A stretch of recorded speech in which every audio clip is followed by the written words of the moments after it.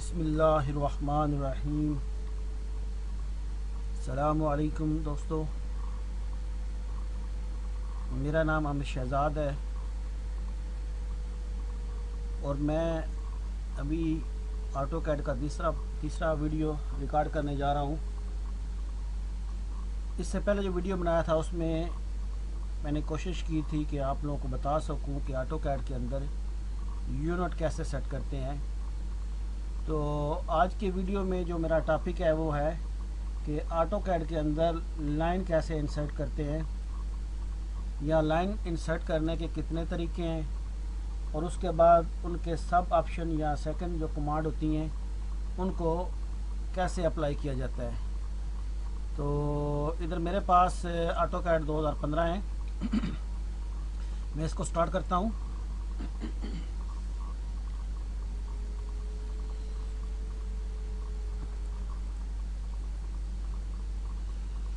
तो line insert करने के लिए ये हमारे पास सबसे ऊपर में लाइन है, तो इस पर क्लिक करें तो नीचे ऑप्शन आ रहा है लाइन स्पेसिफाई फर्स्ट पॉइंट। तो जहाँ पे फर्स्ट पॉइंट चाहिए वहाँ पे आप क्लिक करें। उसके बाद लाइन स्पेसिफाई नेक्स्ट पॉइंट, जहाँ पे नेक्स्ट पॉइंट चाहिए वहाँ पे क्लिक करें और इस तरह हम इसको क्लोज कर देते हैं। जब लाइन की कमांड या कोई भी कमांड कंप्लीट हो जाए, फॉर एग्जांपल ये कंप्लीट है लेकिन यहाँ पे ख़त्म नहीं हो रही है, इसको क्लोज तो मैंने कर दी है, तो ख़त्म करने के लिए आप कीबोर्ड से एस्केप या इंटर या स्पेस को प्रेस करें तो कमांड ख़त्म हो जाएगी।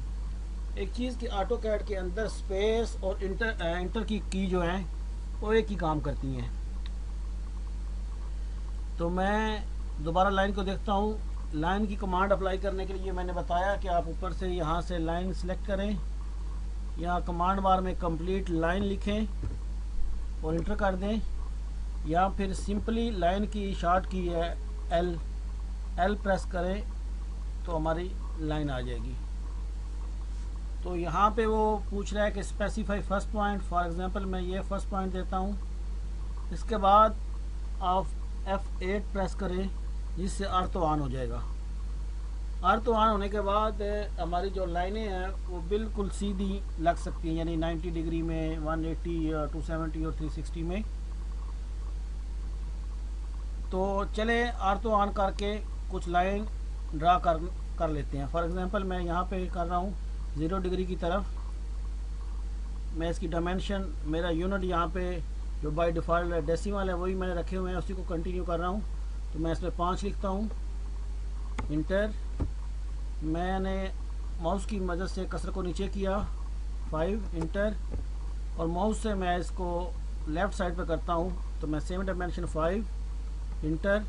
और अगर आप नीचे देखें तो ये स्पेसिफाई नेक्स्ट पॉइंट के आगे ऑप्शन में आर यानी या आ रहा है, यानी आप नेक्स्ट पॉइंट चाहते हैं या ये दो ऑप्शन है, ये इनमें से कोई आपको अप्लाई करना है। तो यहाँ पे अगर आप देखें तो हमारे पास ये दो ऑप्शन है, एक ऑप्शन है क्लोज और सेकंड ऑप्शन है अनडू। अच्छा, ये दो ऑप्शन अप्लाई कैसे करने हैं? यहाँ पे जो नीचे सेकंड में ये कमांड, सब कमांड कह लें या इसकी कमांड का जो हिस्सा होता है, जब ये अप्लाई करने होते हैं तो इसमें जो पहला वर्ड जो कैपिटल दिया जाता है अगर वो यहाँ पे लिख दे तो वो अप्लाई हो जाता है। फॉर एग्जांपल यहाँ पे क्लोज है तो क्लोज के लिए मैं सी इंटर करता हूँ तो इसने ये क्लोज कर दिया। मैं दोबारा इसी को एक दफ़ा रिपीट करता हूँ ताकि जो इसका नेक्स्ट ऑप्शन था अनडू का वो भी, इसका भी यूज़ समझ लें। कि मैं दोबारा लाइन यानी एल इंटर करता हूँ तो मैं स्पेसिफाई फर्स्ट पॉइंट करता हूँ, अर्थ ऑन है मेरा, second point, third point, fourth point, वहाँ तो ऑफ पर कुछ और पॉइंट लगा लेता हूँ। फॉर एग्जांपल ये मैंने कुछ लाइनें ड्रा की हैं। अच्छा, मुझे अगर लगता है कि यार ये जो मैंने लाइन ड्रा की है लास्ट वाली, ये ऐसा नहीं किसी और तरीके से होना चाहिए, तो उसमें ये सेकंड ऑप्शन में अनडू है। तो अनडू का यहाँ पे यू प्रेस कर, यू लिखने के बाद आप स्पेस या इंटर प्रेस करें तो एक स्टेप आपकी कमांड बार वापस आ जाएगी। फिर दोबारा यू लिख के स्पेस दबाएं तो वापस यू इंटर वापस यू इंटर वापस। इस तरह लाइन जो आपने स्टेप बाय स्टेप इंसर्ट की होती है उसको आप अनडू कर सकते हैं। अच्छा, अगर ये कमांड मैं यहाँ पे फॉर एग्जांपल इसको क्लोज कर देता हूँ। अब क्लोज करने के बाद अगर आपको याद हो तो जो लोग MS ऑफिस का इस्तेमाल करते हैं उनको पता है कि MS ऑफिस में अगर कुछ चीज़ें किसी को अनडू करना हो, जैसे एक्सेल में है, वर्ड में है, तो वहाँ पे कंट्रोल Z प्रेस करते हैं। तो सेम यहाँ पे भी कंट्रोल Z इस्तेमाल हो सकता है। यानी एक तो ये ऑप्शन है कि अनडू के लिए यू इंटर अनडू हो जाएगा, लेकिन यहाँ से भी अगर आप कंट्रोल Z दबाएं तो ये देखिए ये वापस जा रहा है कंट्रोल Z से। Control Z step by step ऐसे ही अनडू होता जा रहा है। अच्छा, अगर आप इस लाइन को क्लोज करके कमांड को ख़त्म कर देते हैं, और कमांड को ख़त्म करने के 3 तरीके हैं। एक, कीवर्ड के ऊपर आप एस्केप दबा दें, इंटर प्रेस कर दें और स्पेस प्रेस कर दें तो ये हमारी कमांड ख़त्म हो जाती है। मैं इसको एस्केप से ख़त्म करता हूँ। अच्छा, जब मैंने ये कमांड कंप्लीट कर ली है तो अब अगर मैं इसको कंट्रोल Z या अनडू करूँगा तो फिर ये मेरा पूरे का पूरा ऑब्जेक्ट चला जाएगा। फॉर एग्जांपल आप देखें, मैं इसको कंट्रोल Z दबाता हूँ तो जो ही मैंने कंट्रोल Z दबाया, क्योंकि वो पूरी कमांड अप्लाई हो चुकी थी, तो उसने पूरे उस ऑब्जेक्ट को, यानी लाइन जब तक चलती रही है उस सारे एक्शन को उसने एक कंप्लीट यानी उसको डिलीट कर दिया है। अब जब मैंने इसको अनडू कर दिया है तो मुझे लगा कि यार ये अनडू नहीं चाहिए, मुझे ऑब्जेक्ट वापस चाहिए। मैंने गलती से अनडू कर दिया, तो अब इसको वापस लाने के लिए कंट्रोल Y प्रेस करेंगे तो ये हमारा ऑब्जेक्ट वापस आ जाएगा। फिर दोबारा अनडू करने के लिए कंट्रोल Z और वापस लाने के लिए कंट्रोल Y। तो ये तरीका है कि लाइन को या किसी ऑब्जेक्ट के ऊपर यानी लाइन को लगाते हुए हम उसको क्लोज कैसे करते हैं और उसको अनडू कैसे करते हैं। और जैसे मैंने शुरू में कहा था कि लाइन कैसे लगाते हैं, तो मैं यहाँ पे 3 मेथड बताने वाला हूँ कि लाइनों को कैसे ऑटोकैड के अंदर इंसर्ट किया जाता है। तो चलो देख लेते हैं।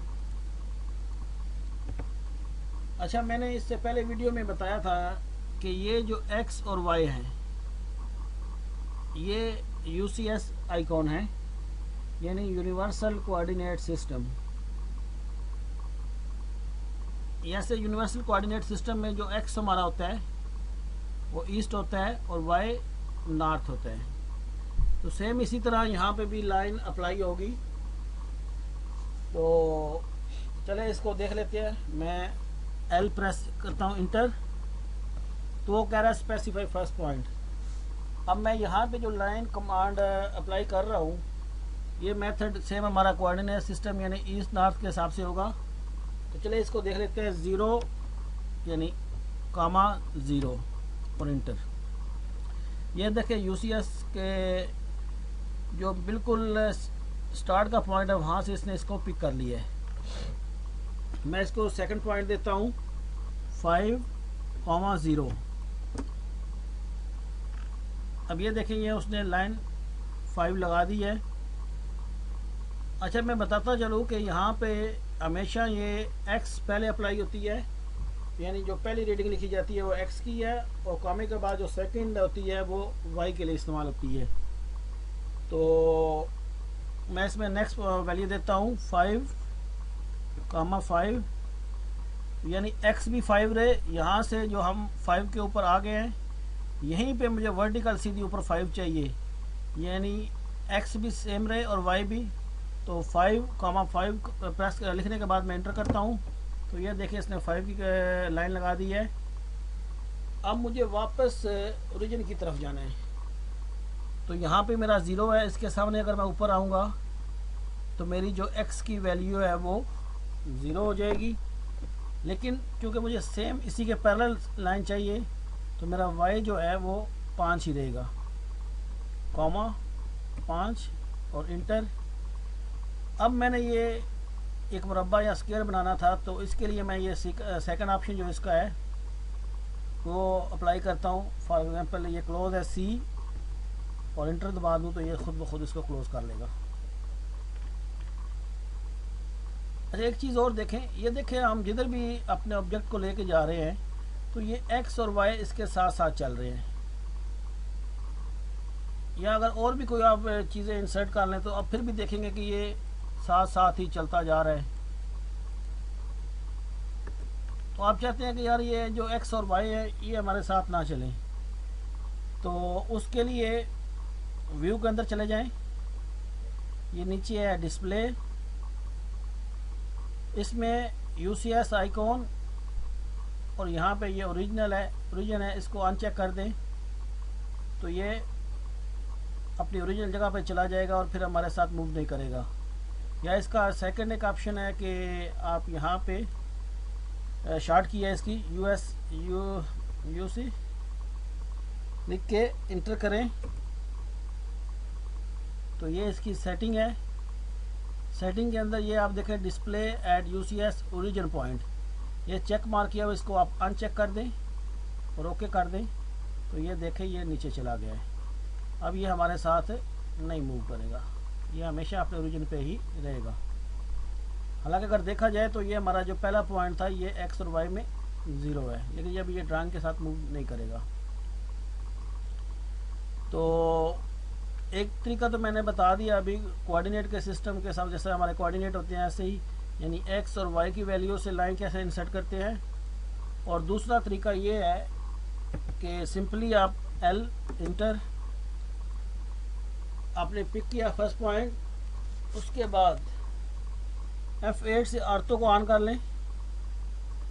अब आर्थो ऑन करने के बाद आप सेम डायरेक्शन में लाइन लगाएंगे।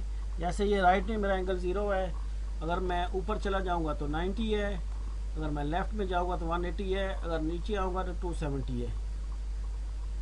तो जिस एंगल में मुझे चाहिए ये 4 क्वाड्रेंट के अंदर आर्थो ऑन करने से मैं वो लाइन लगा सकता हूँ। अच्छा, एक चीज़ और ये देखिए, अगर जैसे जैसे मैं माउस की कसर को आगे बढ़ा रहा हूँ ये साथ साथ इसकी वैल्यू भी देता जा रहा है और एंगल बता रहा है। वापस आ रहा हूँ, ये देखिए 18, 17, 16, या अगर मैं ज़्यादा आगे जाता हूँ तो ये बढ़ती जाएगी। तो मैं इसको आर्थो फॉर एग्जांपल इसको 10 वैल्यू दे देता हूँ, इंटर। अब मैं इसको ऊपर ले जाता हूँ 10 और फिर वापस,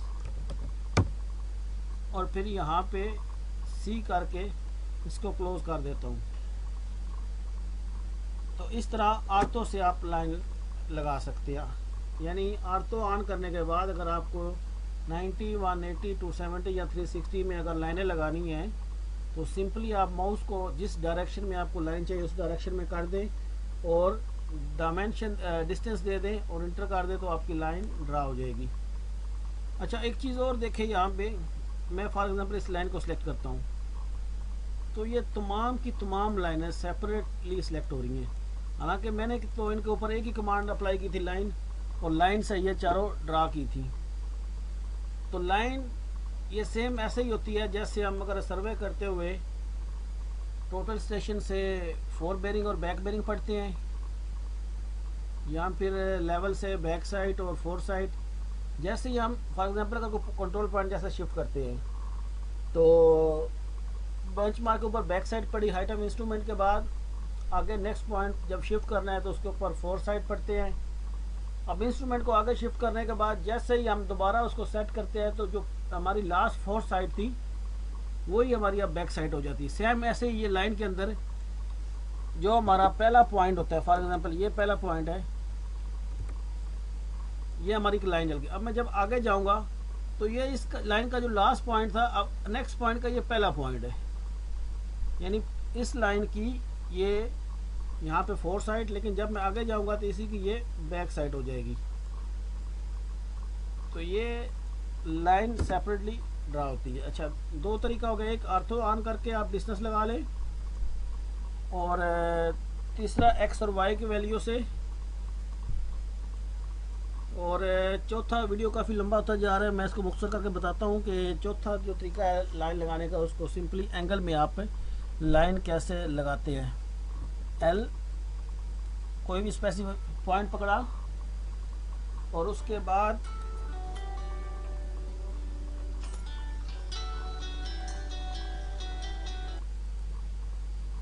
जी। तो ये मैंने इसका पहला पॉइंट ले लिया है। तो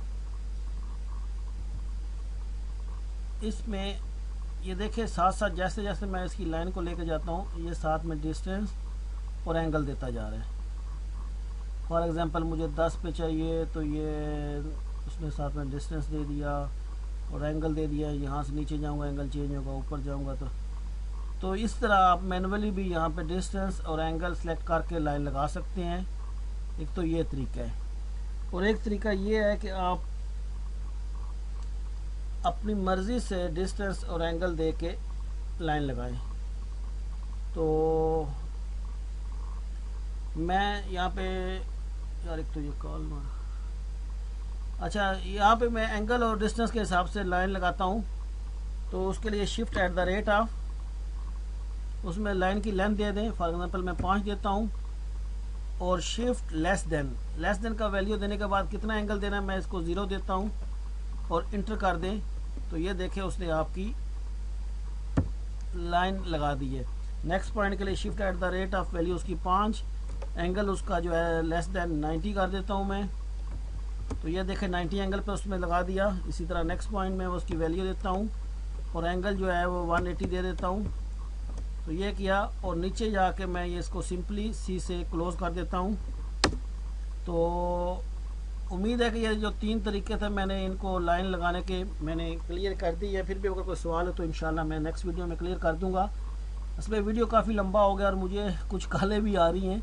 तो इंशाल्लाह अगर आप लोगों को इसके बारे में कोई भी सवाल हो तो आप मुझे यूट्यूब पे कमेंट्स करें, या ये मेरा यहाँ पे यूट्यूब का चैनल है तो काइंडली आप उसको भी देखें। अगर आपको कोई भी अपडेट चाहिए हो तो आप मेरे यूट्यूब पे आके,